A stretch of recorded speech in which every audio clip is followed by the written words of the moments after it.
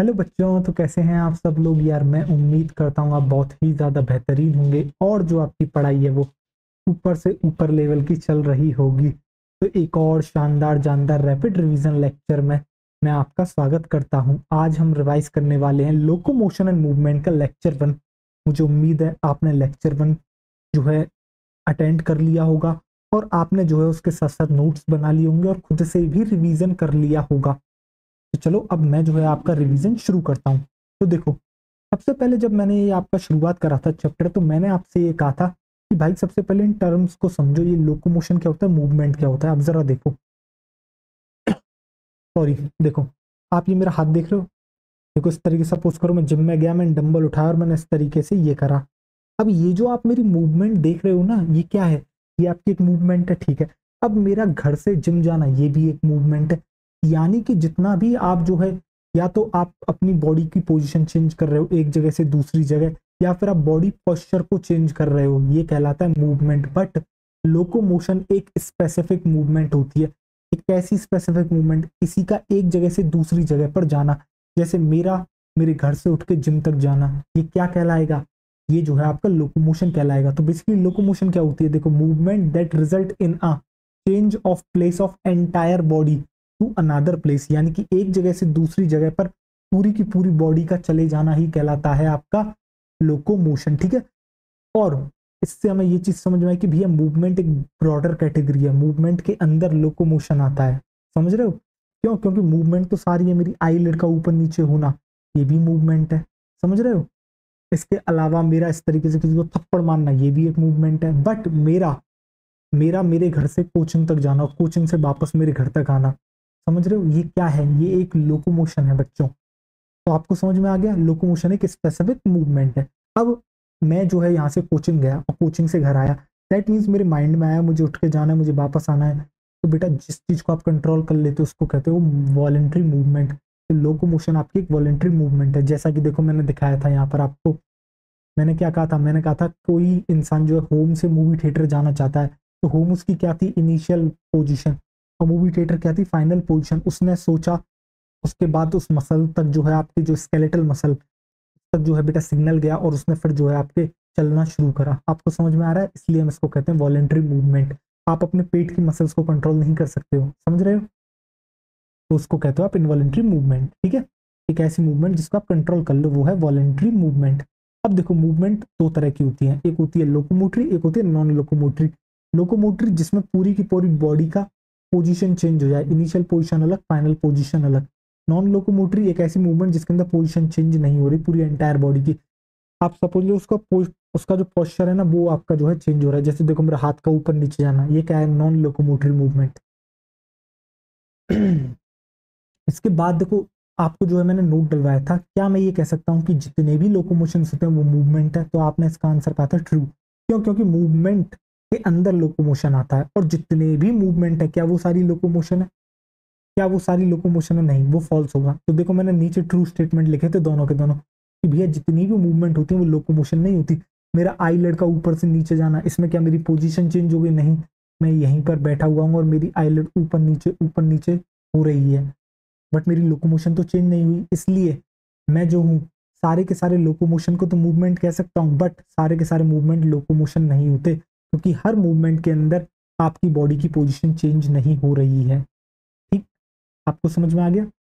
इसके बाद मैंने बात करी थी आपसे डिफरेंट टाइप्स ऑफ मूवमेंट के बारे में, उसके एग्जाम्पल, जैसे कि जब आप अमीबा को देखते हो, अमीबा क्या है, अमीबा एक यूनिसेलुलर ऑर्गेनिज्म है, यानी कि एक सेल से बना हुआ ऑर्गेनिज्म। अब भैया एक सेल से कोई मिलके बना हुआ है, तो आप सोचो उसके अंदर जितनी भी प्रोसेसेस हो रही होंगी वो सारी कैसी होंगी, बहुत ही ज्यादा सिंप्लीफाइड प्रोसेसेस होंगी। इसलिए हम कहते हैं भैया मूवमेंट भी तो एक प्रोसेस है, तो वो भी कैसी होगी। तो ये आपकी शो करता है amoeba simple form of movement. क्यों? क्योंकि एक यूनिसेलुलर ऑर्गेनिज्म है। अब देखो, जब आप अमीबा को देखते हो, अमीबा की जो शेप है वो बड़ी अजीब देखने को मिलती है और कोई फिक्स शेप इसकी है नहीं, ठीक है। होता क्या है, वो क्यों नहीं होती? क्यों? क्योंकि बेटा इसके पास होता है आपका प्रोटोप्लाज्म। अब ये क्या करता रहता है, उस प्रोटोप्लाज्म को जो है बच्चों, ये क्या कर रहा है, मूव करता रहता है।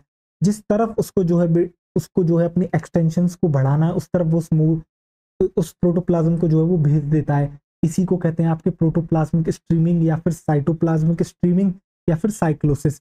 अब आपको दिख रहा है, ये देखो आपको दिख रहा होगा एक्सटेंशन जो ये फॉर्म होती है किसकी वजह से है, क्योंकि यहाँ इसने अपने प्रोटोप्लाज्म को भेज दिया। तो ये जो एक्सटेंशन फॉर्म होती है साइक्लोसिस या फिर प्रोटोप्लाज्म की स्ट्रीमिंग की वजह से, इसको आप कहते हैं स्यूडोपोडिया, यानी कि फॉल्स फीट।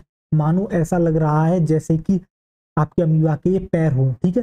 स्यूडो मतलब फॉल्स, पोडिया मतलब फीट, यानी कि जो है आपको यहाँ फॉल्स फीट देखने को मिलते हैं अमीबा में। तो आपको समझ में आ गया अमीबा कैसी मूवमेंट शो करता है और किसकी मदद से करता है। फिर इसके बाद देखा था बच्चों आपने पैरामीशियम।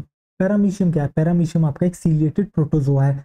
अब जो आप पैरामीशियम को देखते हो तो उसकी बॉडी के ऊपर आपको क्या देखने को मिलते हैं? सीलिया देखने को मिलते हैं। इसके अलावा आपको एक ओपनिंग दिख रही है जिसको आप साइटोफेरिंक्स कह रहे हो, जिसके थ्रू इसका फूड पार्टिकल अंदर जाता है। अब इस फूड पार्टिकल को साइटोफेरिंक्स तक पहुंचाने में कौन मदद करता है? सीलिया। इसके अलावा सीलिया का एक और फंक्शन होता है, वो क्या होता है? सीलिया का फंक्शन होता है आपके लोकोमोशन में भी मदद करना। तो सीलिया के कौन कौन से दो फंक्शन हो गए? एक हो गया आपका लोकोमोशन में मदद करना और दूसरा हो गया आपका movement of food through cytopharynx, right. समझ में आ गया आपको? चलो आगे बढ़ते हैं। इसके बाद आ जाता है बच्चों आपका हाइड्रा। हाइड्रा किसके अंदर आता है? हाइड्रा आपका फाइलम सीलेंट्रेटा निडेरिया के अंदर आता है। जब मैं आपको एनिमल किंगडम पढ़ाऊंगा वहां इन डिटेल और अच्छे से इसके बारे में बात करी जाएगी। तो भैया इसके ऊपर आपको देखने को मिलते हैं कुछ स्ट्रक्चर्स जिसको आप कहते हो टेंटिकल्स। अब ये टेंटिकल्स क्या करते हैं? एक तो भाई ये लोकोमोशन में मदद कर रहे हैं, ठीक है। दूसरा जो है ये क्या करते हैं? प्रे को कैप्चर करने में मदद करते हैं। यानी कि आपका शिकारी कौन है? हाइड्रा। और शिकार जो भी उसके आसपास होंगे उनको पकड़ के इसको खाना है, तो उसकी कैप्चरिंग में कौन मदद करेगा? आपकी मदद करेंगे कौन? Tentacles, right. देखिए आगे बढ़ते हैं। देन इसके बाद आ जाता है आपका युगलीना। जब युगलीना को आप देखते हो तो युगलीना क्या है? युगलीना एक प्रोटिस्ट है। तो युगलीना के पास मिलता है फ्लैजिला जो कि इसकी मदद करता है लोकोमोशन में, जो कि मैंने आपको बायोलॉजिकल क्लासिफिकेशन में भी इस बारे में बता रखा है। इसी से रिलेटेड अब देखो ऐसा तो है नहीं फ्लैजिला सिर्फ एक ही जगह पे मिल रहा है। फ्लैजिला बेटा आपको कई जगह पे देखने को मिलता है। तो जो फ्लैजिला से मूवमेंट होती है उसको पता क्या कहते हैं? उसको कहते हैं आप फ्लैजिलर मूवमेंट। अब ये जो फ्लैजिलर मूवमेंट आप देख रहे हो ये आपको कहाँ कहाँ देखने को मिल सकती है? आपको बेटा ये देखने को मिल सकती है स्पर्म जो आपका होता है उसके पास भी आपको फ्लैजिला देखने को मिलता है, फ्लैजिलर मूवमेंट देखने को मिलती है, ठीक है। जो जिस आपने देखा होगा 3 इडियट्स मूवी में कैसे वो स्पर्म स्विमिंग करते हुए जाता है, ठीक है। इसके अलावा आपको मैंने स्पंजेस या फिर पॉरीफेरा के अंदर आपको जो है मैंने क्या पढ़ाया था? मैंने आपको वाटर कैनाल सिस्टम पढ़ाया था। और उसके अंदर जो मेंटेनेंस ऑफ वाटर करंट होता है बेटा उसको भी करने में कौन मदद करता है? फ्लैजिला करता है। कौन सी सेल पे मिलता है? कॉलर सेल या फिर कोहेनोसाइट। जब आपको एनिमल किंगडम पढ़ाएंगे बेहतरीन तरीके से पॉरीफेरा में ये पढ़ाया जाएगा, तो बस इंतजार करें और कुछ नहीं। बाकी समझ में तो आपको यहाँ पे आ रहा होगा। अब देखो होता क्या, जो एनिमल की आप जो बच्चे लोकोमोशन देखते हैं ना वो वेरी करता है अकॉर्डिंग टू देयर हैबिटेट और डिमांड ऑफ सिचुएशन। और मैंने इसको बहुत बेहतरीन तरीके से बताया था। कोई लैंड पे रहता है तो उसके पास हाथ पैर है चलने के लिए, ठीक है। कोई पानी में रहता है जैसे कि फिश तो उसके पास फिन्स हैं। तो जैसे जैसे हैबिटेट बदला, समझ रहे हो, उसका जो है लोकोमोशन करने का तरीका बदल गया, ठीक है। दूसरा देखो डिमांड ऑफ सिचुएशन। जैसे कि सपोज करो आप, मैं अपना एग्जांपल ले लेता हूँ और एक मैं ले लेता हूँ गिलहरी का, स्क्विरल। कभी भी आप देखना कि आप स्क्विरल से तेज चल सकते हो? स्क्विरल बेटा जब किसी आपको लगता है ना बाइक के आगे आने वाली आप ब्रेक लगाते हो उससे पहले पार करके चले जाती है। दैट मीन्स वो देखो कितनी तेजी से मूव कर पा रही है, समझ रहे हो। उसकी डिमांड ऑफ सिचुएशन क्यों? क्योंकि उस समय उसको एस्केप करना है। सेम एग्जांपल आप बेटा चीता का ले सकते हो। सपोज करो चीता के पीछे कोई पड़ गया तो उसे वहां से भगना होगा।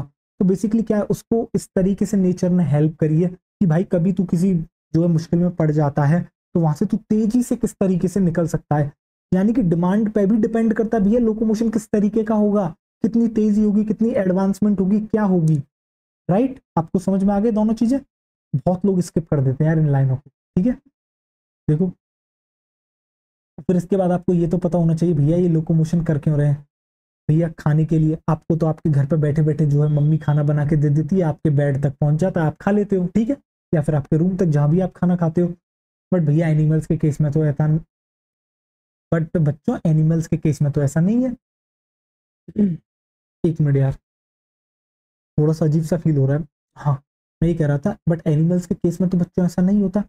उसको तो जो है बेटा खाने की तलाश में एक जगह से दूसरी जगह जाना पड़ता है, उसे रहने की तलाश ढूंढनी पड़ती है, उसे भैया मेट ढूंढना पड़ता है, अपना पार्टनर, फेवरेबल क्लाइमेटिक कंडीशंस ढूंढनी पड़ती है, ठीक है। और अगर कोई प्रेडेटर उसके पीछे लग गया तो भैया उसको जो है क्या करना होगा?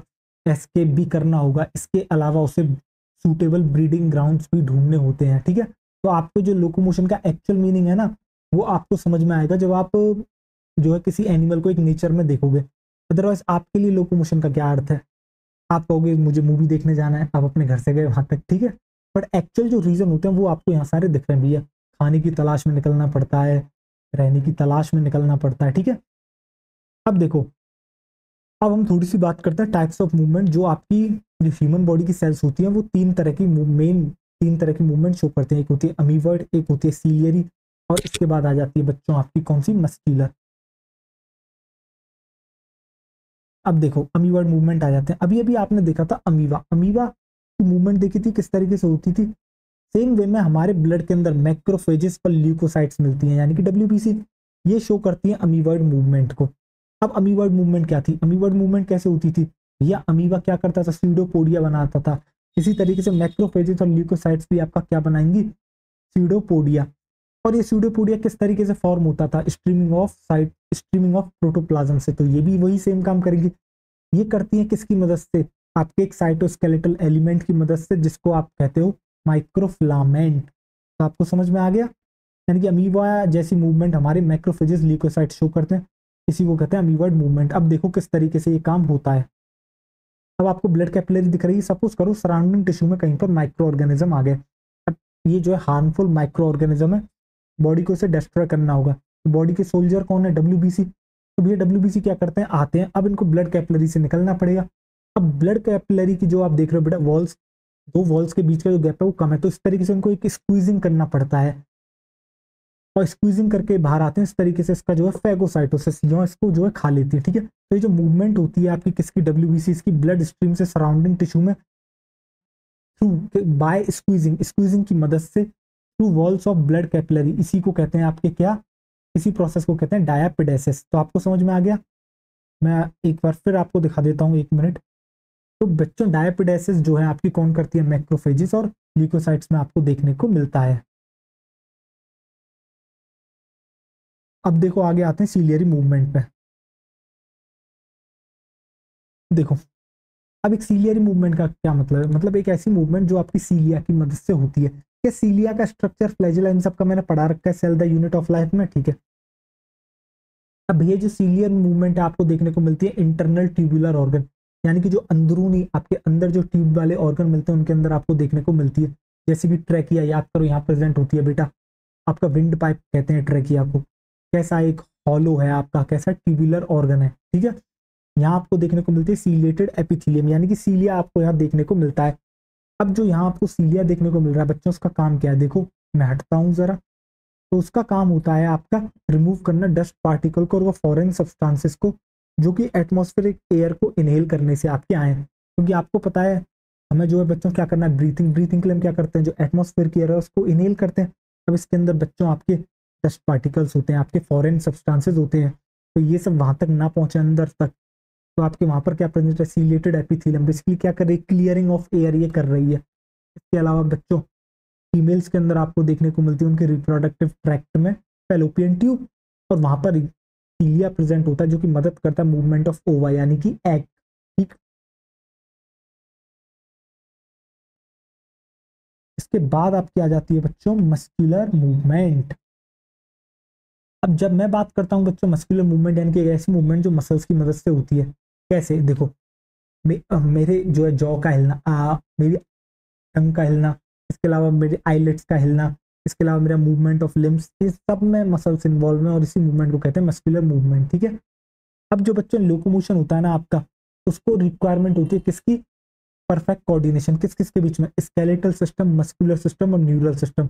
जब इन तीनों के बीच में बेहतरीन कॉम्बिनेशन होता है, एक इंसान बेहतरीन तरीके से आपका क्या परफॉर्म करता है, लोकोमोशन को। अब आपने एक शराबी देखा होगा, शराबी का बेटा जो है न्यूरल सिस्टम, जब वो शराब पी लेता है तो वो करप्ट हो गया एक तरीके से, आप समझो, ठीक है। मैं बताऊंगा क्या होता है, कैसे होता है, ठीक है। अब जैसे उसका सिस्टम करप्ट हो गया तो बेटा एक सिस्टम तो आपका आउट हो गया। अब एक सिस्टम का कोऑर्डिनेशन नहीं बन रहा, अब क्या आपको लगता है बाकी दो सिस्टम उस इंसान को अच्छे से चला पाएंगे, नहीं। इसलिए तो कभी इधर कभी इधर कभी इधर, और ना जाने कब गिर जाए। ये कंडीशन होती है एक शराबी की, ठीक है। तो आपको समझ में आ गया कि भैया अगर परफेक्ट कोऑर्डिन आपका एक परफेक्ट लोकोमोशन चाहिए तो एक परफेक्ट कोऑर्डिनेशन होना चाहिए स्केलेटल सिस्टम, मस्कुलर सिस्टम और न्यूरल सिस्टम के बीच में, यानी कि ब्रेन, आपका स्केलेटल सिस्टम और मसल्स के बीच का बेहतरीन कॉम्बिनेशन। इसके बाद मैंने आपको बताया था भैया कि मसल जो होती है वो आपकी मीजोडर्मल होती है ओरिजिन में। इसके अलावा जो आपका बॉडी वेट होता है उसमें लगभग 40 से 50% कॉन्ट्रीब्यूशन अकेली मसल आपकी करती है। मसल की कुछ स्पेशल प्रॉपर्टीज होती है, एक होती है एक्साइटेबिलिटी, एक होती है कॉन्ट्रैक्टिलिटी, इसके बाद आ जाती है एक्सटेंसिबिलिटी, और एट लास्ट आ जाती है आपकी इलास्टिसिटी। ठीक है, देखो जब मैं बात करता हूं बच्चों आपसे एक्साइटेबिलिटी के बारे में, तो देखो जब भी आपके एक्सटर्नल एनवायरनमेंट में कोई चीज चेंज होती है तो वो जनरेट करती है एक स्टिमुलाई, और इसी स्टिमुलाई को रिसीव करना, इसके लिए रेस्पॉन्ड करना किसी सेल का कहलाता है एक्साइटेबिलिटी। बेटा इन डिटेल बात करी थी चैप्टर जब आपको पढ़ा रहे थे हम, ठीक है, लेक्चर के दौरान। अब रिवीजन कर रहे हैं, आपको चीजें आनी चाहिए। ठीक है, कॉन्ट्रैक्टिलिटी क्या होती है भैया? कॉन्ट्रैक्टिलिटी होती है आपकी क्या, एक मसल की ऐसी एबिलिटी जिससे कि वो अपने आप क्या कर सकती है, शॉर्टन कर सकती है और जनरेट करती है फोर्स, जिससे कि आपकी मूवमेंट हो सके। इसी को कहते हैं कॉन्ट्रैक्टिलिटी। फिर आ जाती है बच्चों एक्सटेंसिबिलिटी, यानी मसल की एक ऐसी कैविटी, एक ऐसी कैपेसिटी जिसकी मदद से मसल आपकी स्ट्रेच कर सकती है, लेंथन जो है आपकी जो है स्ट्रेच, आप क्या कहते हैं, स्ट्रेच कर सकते हो, आप इसको खींच सकते हो without getting damage the muscle. ठीक है, बिना किसी डैमेज के। एट लास्ट आ जाती है बच्चों आपकी इलास्टिसिटी। अब इलास्टिसिटी जो होती है वो मसल की एक ऐसी प्रॉपर्टी होती है, अब आपने खींच तो दिया मसल को, अब मसल को अपनी जगह पर वापस भी तो आना होगा, तो इलास्टिसिटी उसी प्रॉपर्टी को कहते हैं कि मसल का भी वापस जो है खींचने के बाद वापस अपनी ओरिजिनल शेप में आना। ठीक है, जैसे कि एक रबर बैंड की तरह। तो क्या आपको समझ में आ गया? देखो अगर किसी बच्चे को ऐसा लग रहा है मैंने थोड़ा तेज पढ़ाया है, तो बच्चों बहुत से लोग तो रिवीजन भी नहीं कराते, मैं तो रिवीजन भी करा रहा हूँ। ठीक है, और मैं उम्मीद करता हूँ यार लेक्चर में इतना आराम से पढ़ाता हूँ, एक ही बात को 3-3 से 4-4 बार बोलता हूँ, आप चाहते हो मैं वापस यहीं पर रिपीट करूँ, तो बेटा रिवीजन लेक्चर भी 15 मिनट से ज़्यादा, 15 मिनट का तो जब मैं अभी थोड़ा धीमा बोलता हूँ तब 15 मिनट का बनता है बेटा, नहीं तो वो ही रिवीजन लेक्चर आपका 1 घंटे पे पहुंच जाएगा। आप समझ रहे हो? बहुत से लोग तो यार 1-1 घंटे में पूरा चैप्टर रिवाइज करा देते हैं, समझ रहे हो, ऊपर ही ऊपर से, और आपको लगता है हाँ हाँ मजा आ गया, कितना आसान है। बेटा इतना आसान नहीं है नीट फोड़ना या किसी भी कंपटीशन को क्रैक करना, पढ़ना पड़ता है, लगना पड़ता है उसके पीछे। चलो ठीक है, इतना ही ज्ञान काफी है अभी आपके लिए। थैंक यू, स्लाइड लेके आते हैं। तो बच्चों थैंक यू सो मच, आपने जो है रिवीजन लेक्चर यहाँ तक अटेंड करा। मिलते हैं अगले लेक्चर में, खुद से रिवाइज करते रहें, पढ़ाई करते रहें। All the very best.